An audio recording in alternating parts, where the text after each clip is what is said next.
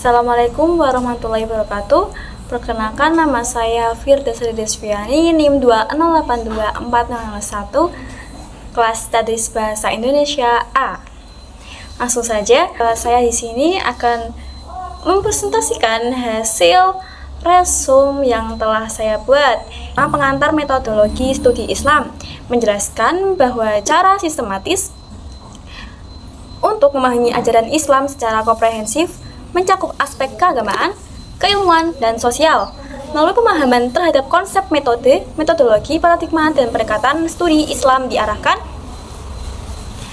agar mampu menjawab persoalan umat dengan berpijak pada nilai Al-Quran dan hadis sekaligus menyesuaikan diri dengan perkembangan zaman. Pembahasan juga menyoroti urgensi studi Islam bagi peningkatan iman, pembentukan kepribadian Islam, dan penguatan wawasan keilmuan. Selain itu, makalah menguraikan pertumbuhan ilmu-ilmu Islam klasik seperti kalam, usul fikih, hadis, dan tafsir yang menjadi fondasi utama dalam kajian keislaman hingga saat ini. Selanjutnya kita lanjut yang resume kedua berjudul Sejarah Pertumbuhan dan Perkembangan Studi Islam di Dunia. Di sini menjelaskan perjalanan panjang kajian Islam dari masa Nabi Muhammad SAW hingga era modern. Studi Islam berkembang dari kegiatan belajar di masjid hingga menjadi disiplin ilmiah dengan pendekatan historis, teologis, dan sosiologis. Kajian ini menunjukkan bahwa Islam tidak hanya berfokus pada aspek keagamaan, tetapi juga mencakup dimensi sosial, politik, dan budaya yang membentuk peradaban dalam sejarahnya. Lembaga seperti Bait Al-Hikmah dan Universitas Al-Azhar berperan besar dalam perkembangan ilmu pengetahuan Islam meskipun menghadapi tantangan modern seperti globalisasi, isu sosial, dan kemajuan teknologi. Studi Islam terus beradaptasi untuk menghadirkan pemahaman yang lebih inklusif, moderat, dan relevan bagi masyarakat global. Selanjutnya kita lanjut ke pertemuan 3 tentang agama dalam kehidupan manusia. Agama merupakan aspek fundamental dalam kehidupan manusia yang berfungsi sebagai pedoman moral, spiritual, dan sosial. Agama tidak hanya menjadi keyakinan pribadi, tetapi juga berperan dalam membentuk norma, nilai, serta identitas budaya masyarakat. Melalui fungsi edukatif, penyelamat, dan sosial, agama menuntun manusia menuju kehidupan yang harmonis dan bermakna. Namun, di era modern, agama menghadapi tantangan seperti ekstremisme, penyalahgunaan tafsir, serta dampak negatif teknologi digital. Oleh karena itu, dibutuhkan pemahaman agama yang moderat, inklusif, dan adaptif agar tetap relevan dalam menghadapi perubahan zaman sekaligus menjaga perdamaian dan toleransi antar umat beragama. Kita lanjut yang resume untuk pertemuan keempat tentang pengertian dan pembahasan karakteristik dimensi ajaran Islam.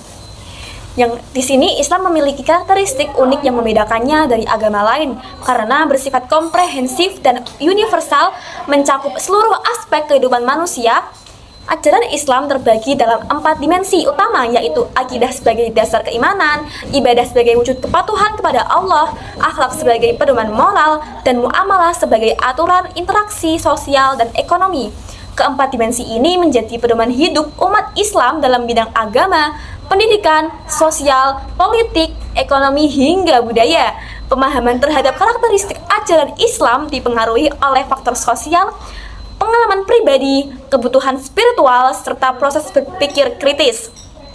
Dengan memahami dan menerapkan dimensi-dimensi tersebut, umat Islam dapat mewujudkan kehidupan yang seimbang antara dunia dan akhirat, serta menjadikan Islam sebagai rahmat bagi seluruh alam.